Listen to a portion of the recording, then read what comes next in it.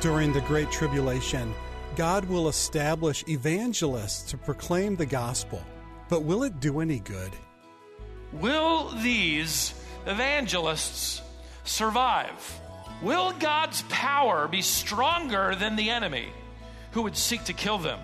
Will God be able to protect them over the course of 7 years of earthquakes and plagues? And will they be protected from the rage of the dragon who will make war, chapter 12, verse 17 says, against all who hold to the testimony of Jesus Christ?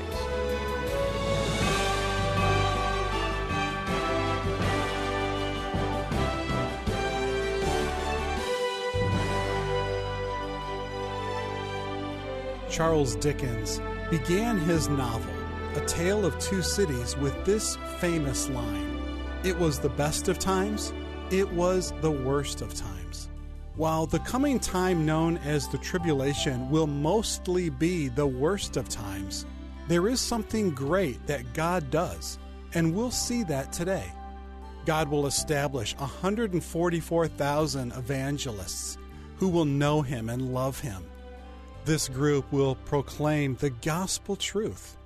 It'll be a difficult time for them, but God will seal them and protect them. We're going to learn about this group today. This is Wisdom for the Heart with Stephen Davey. Today we begin a series from Revelation 14 called A Preview of Things to Come. Stephen's calling this lesson an original song. A.W. Tozer once wrote about music, "I say without qualification, after the sacred scriptures, the next best companion for the soul is sacred music. Sometimes our hearts are strangely stubborn and will not soften or grow tender no matter how much praying we do. It is often found that the reading or singing of a good hymn will melt the ice jam and start the inward affections flowing again." Isn't that true? The power of music, frankly, there isn't anybody that would doubt, I don't believe, believer and unbeliever, the power and motivation and influence of music. In fact, an ancient poet once wrote it this way: "I do not care who writes a nation's laws, if you will let me write its songs." This is the power of music. Perhaps you remember enough of your church history to remember that German monk by the name of Martin Luther, who introduced congregational singing and harmony in the 16th century to replace the morose and monotone chanting of the priests. In fact, the German Reformation of the 16th century would eventually produce a hymnal, and it was said that one of the most powerful missionaries of these biblical doctrines was the hymnal. It's no surprise that a Jesuit priest in the 16th century complained about the lingering effects of that German monk who effectively began the Reformation. This church leader said, "Luther has damned more people with his hymns than with all of his sermons."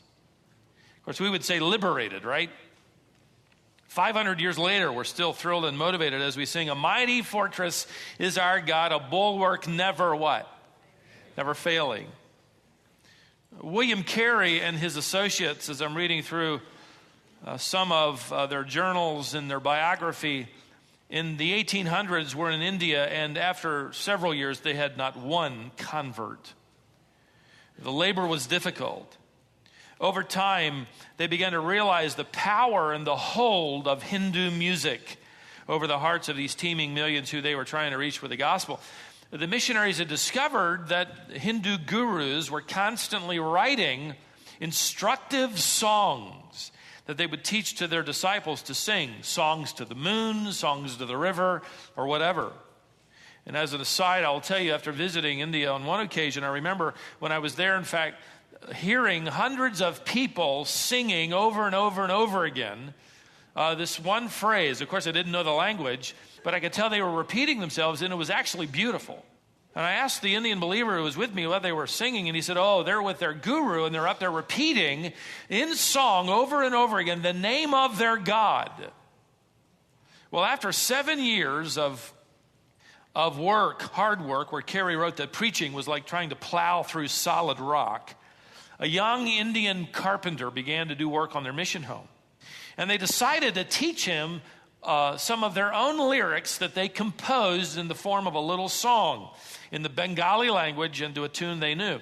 In English, the lyrics aren't really all that poetic to us, but they go something like this. Sin confessing, sin forsaking, Christ's righteousness embracing, the soul is free. And he seemed to catch on. So William Carey and his associates began writing more and more of their own songs, instructing those who heard them with biblical truths. They would often go out in public. In fact, they talked about the one time the three of them, Carey, Marshman, and Ward, went out and decided to just sing. Now, they didn't say if they could carry a tune in a bucket. They just went out and began to sing their sermon and gathered a massive crowd. Often, though, they would come home with their faces bleeding because of rocks that had been thrown at them while they sang the truth of the gospel. The work of missions literally had become a battle of musicians. The music of Carey and Marshman and Ward was making headway in this unique way. Their 35-year-old carpenter named Krishna, in honor of his God, made the statement eventually to these missionaries that after years of singing the music of his guru, his spirit still had no peace and his guilt was unremedied. And then after 7 years without any spiritual fruit, he gave his heart and life to Christ. And in spite of death threats, in spite of people surrounding his house, singing to his former God, if you can imagine this, he made his way on that Lord's Day to the river and was baptized publicly, becoming the first of millions of believers who to this day trace their way back, their heritage back to Carey and to lyrics, to songs alike. Christ's righteousness embracing, the soul is free. There isn't any doubt to the significance of music in the life of the church and in the life of the individual believer. In fact, in the Old Testament, the saints are singing. In the New Testament, they're singing. In the coming kingdom, they're singing. In the new heaven and earth, they're singing.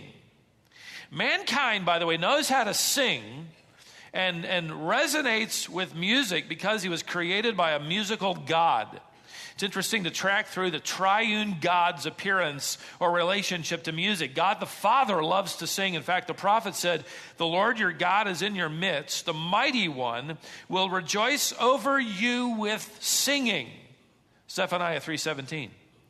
God the Father sings over his beloved. I'd like to know how that sounds, wouldn't you?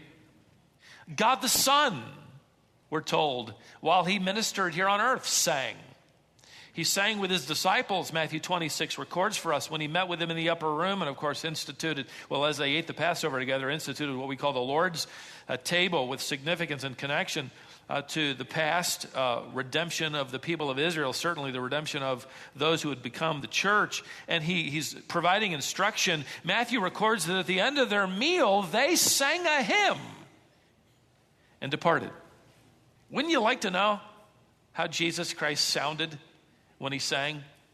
Well, I would imagine that because he was an ordinary Jewish man, Isaiah tells us so ordinary, nobody ever esteemed him, thought he was anything significant, that his voice probably sounds a lot like yours and mine. Just ordinary. He sounds more like me than David, I can assure you. So God the Son sings. What about God the Spirit? We're told that his very presence produces in the assembly a desire to sing. They sang in the early church, and we 2,000 years later are doing it not because, you're just supposed to. There's there is a litany of hymns and choruses to sing. No. The Spirit of God so reforms our hearts, it leads us to desiring together to sing. In fact, Paul wrote to the Ephesians that being dominated by the Spirit, being filled with the Spirit, will lead a congregation to communicate with one another through psalms and hymns and spiritual songs. Ephesians 5:18. So God the Father, God the Son, and God the Spirit create, compose, compel sacred music. It should come as no surprise to discover singing then throughout the book of Revelation. We've already observed it on several occasions. In chapter 5, the church is raptured and they're singing praise to God with lyrics, "Worthy is the Lamb who was slain." We've also observed in Revelation the hosts of heaven numbering in the hundreds of millions singing to the glory of God, his attributes of power and might. Having just finished revealing to us in chapters 12 and 13 the faces of evil, the forces of evil at work in the tribulation, the terror of Satan, the dragon, the deception of the false prophet, the hatred and the murderous agenda of the Antichrist, you might be inclined to wonder if anybody will ever sing on planet Earth again, especially the believer. At this point in the Revelation, the Apostle John would know the question asked by his readers would probably be, is anybody even going to make it? For those who've come to faith in Christ after the rapture of the church, they're living in these days of awful terror as God's wrath is unleashed on the planet. Add to that the vengeful fury of Satan and his false Messiah. We've already seen the martyred tribulation believers asking God, "How long, O God, before you avenge our blood on the earth?"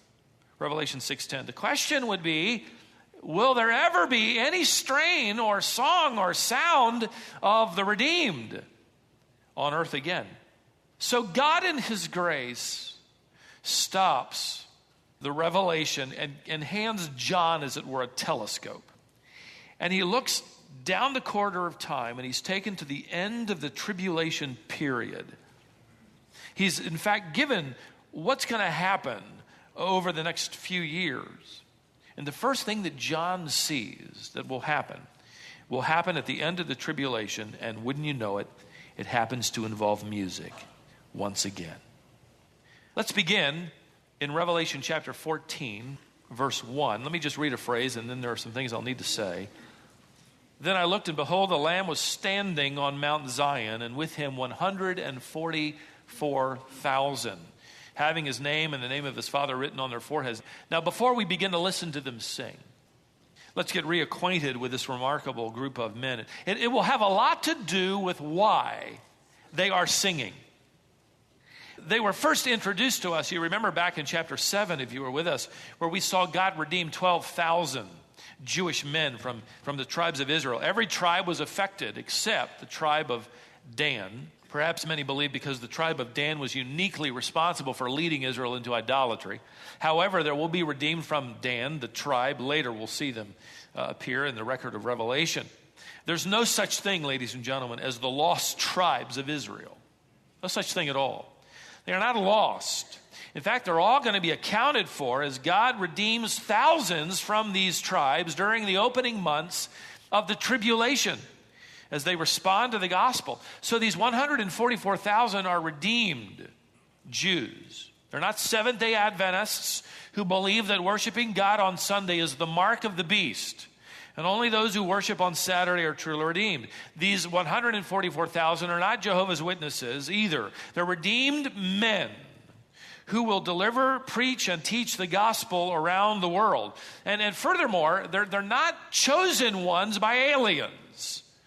There are religious groups today that believe the 144,000 are chosen by extraterrestrials to continue the human race following the end of the world.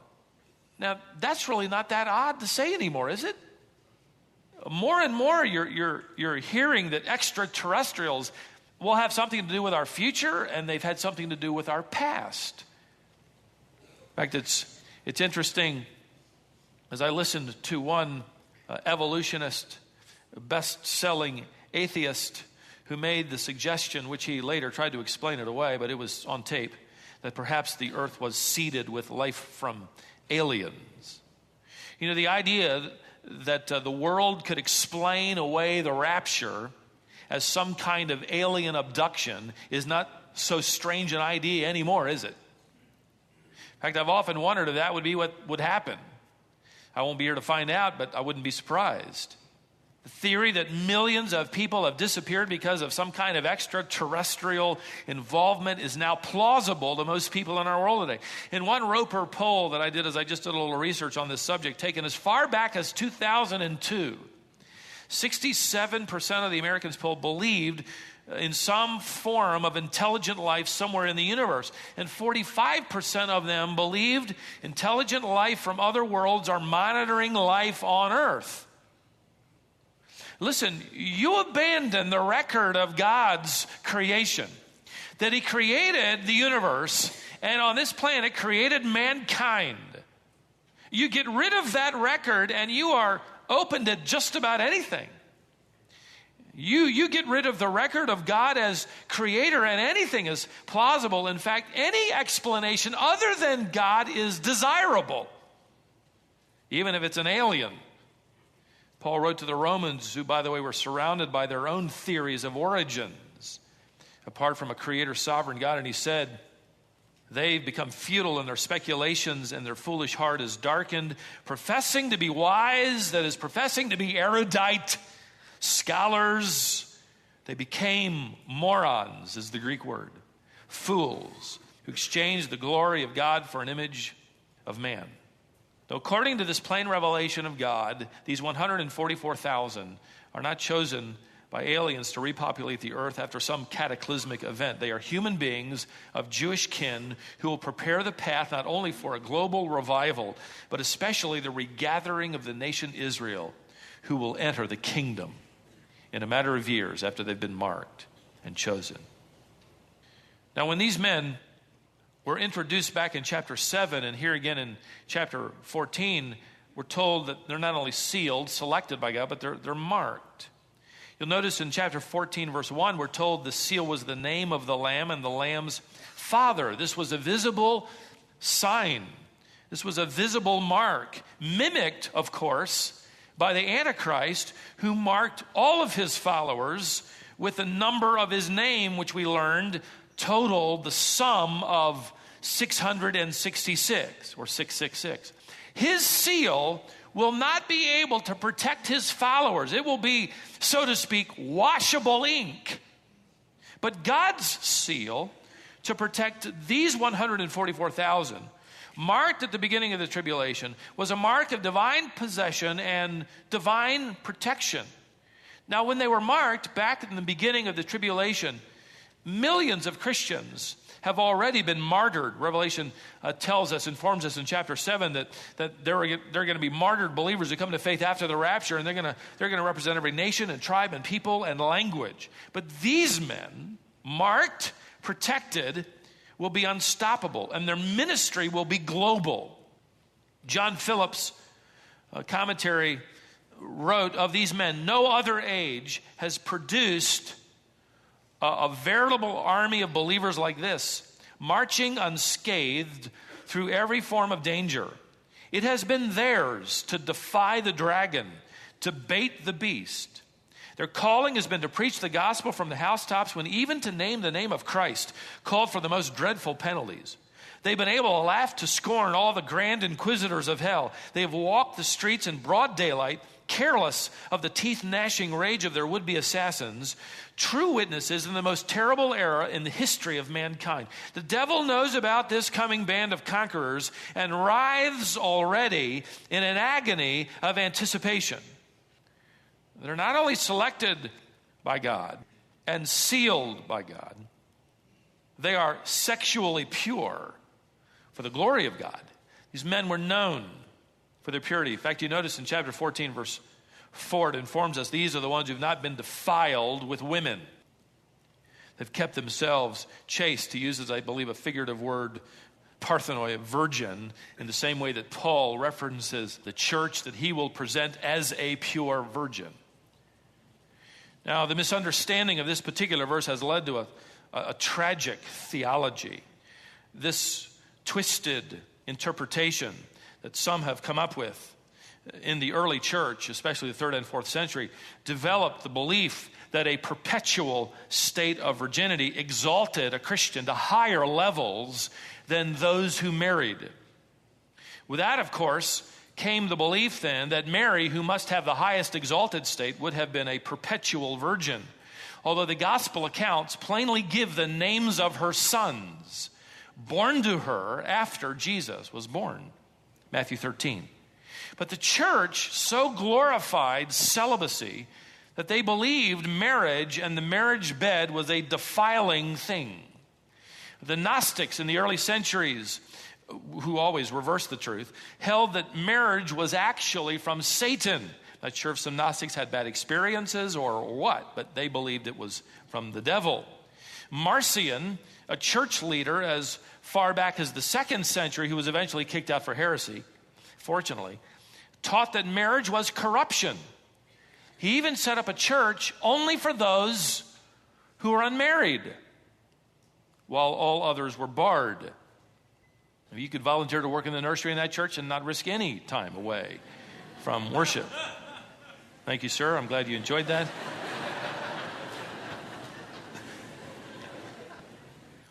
In fact, they believed then, and they still believe to this day, that priests, bishops, cardinals, and popes must remain undefiled by women. You study church history, and first of all, you'll find priests, bishops, cardinals, and popes who sired many children and then absolved one another from the guilt of that particular sin. Celibacy did not create greater purity. It created greater potential for immorality of all kinds. In our own generation, it's discovered all over again. It's fascinating to discover in church history that one of the things that Martin Luther, that German monk, did when he left the Catholic Church, effectively leading what would become a Reformed church, was find wives for all of his brother priests. They emptied the nunnery and they married. In fact, Martin Luther married a former nun, which you can imagine didn't make Rome very happy at all with him. Listen, the teaching of the New Testament reveals that marriage is honorable. In fact, Hebrews 13:4 says, the marriage bed is undefiled. It is undefiling. How clear can that be? In fact, the Apostle Paul, who encouraged singleness at one point and in one letter due to the persecution and uncertainty facing the church, he likened the union of a man and a woman, a husband and wife, as an illustration. In fact, the highest illustration of all of that of Christ and his church, the mystery of the union of Christ with his bride. So these 144,000 are not kept from marriage. They're pure from the defiling immorality of their culture. A culture much like ours, where sexual immorality and promiscuity is approved of. It is applauded. And under the leadership of the Antichrist and the rise of cult worship, the departure of the church, sexual sin will become unhinged. These men will remain faithful to their wives if they're married, virgin if they are not. John writes further of them in verse 4, these are the ones who follow the Lamb wherever he goes. These have been purchased from among men as firstfruits to God. They're an offering to God and to the Lamb, and no lie was found in their mouths. They are blameless. The question remains for us today, after showing the depths of Satan's hatred and murder in chapter 12, after showing us the rage and murderous agenda of the Antichrist, after showing us the deception of the false prophet in chapter 13, will these specially marked evangelists survive? Will God's power be stronger than the enemy who would seek to kill them? Will God be able to protect them over the course of 7 years of earthquakes and plagues and pestilence? Will they be protected from the rage of the dragon who will make war, chapter 12, verse 17 says, against all who hold to the testimony of Jesus Christ? How could any believer survive? Especially these boldly testifying, unapologetically preaching, gospel delivering, Christ exalting evangelists who are in double trouble, right? They're Jews, which makes them a mark, hated by the Antichrist, and they are Jews who've converted to Christ. Even more so hated. Will they survive? Anticipating this question that believers will have as to the sovereign power and control of God. The question John is about to answer is how many of the 144,000 sealed servants of God make it to the end of the tribulation alive. Now go back and read verse 1.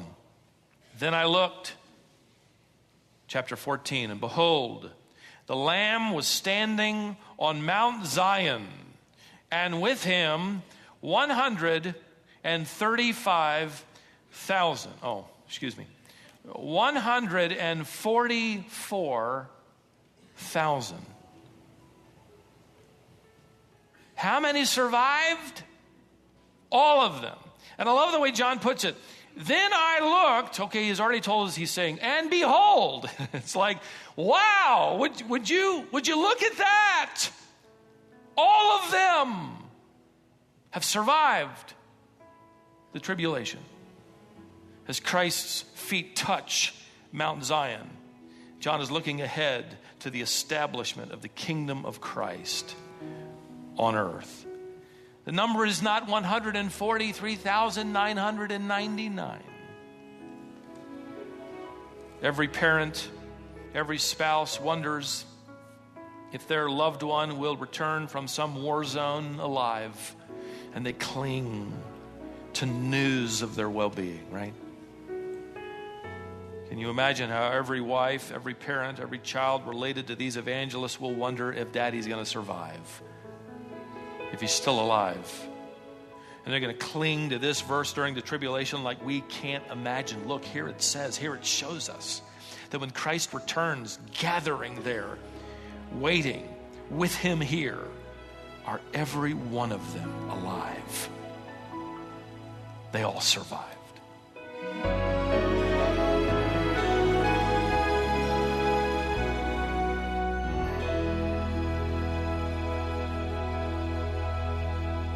The reason every one of those 144,000 survive is because God is always faithful to his word.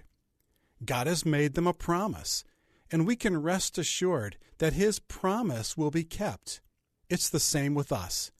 God keeps every one of his promises to us as well. Well, we have more to learn about this group, but we're going to have to carry the second half of this lesson over until tomorrow. You're listening to Wisdom for the Heart with Stephen Davey. Our wisdom partners will be receiving the December issue of Heart to Heart very soon. I want to invite you, if you haven't seen it yet, to get the next 3 issues of Heart to Heart just by asking for it. You can do that right from our website, or you can call us today at 866-48-BIBLE, and we can help you over the phone. That's 866-482-4253. Join us tomorrow for part 2 of this lesson here on Wisdom for the Heart.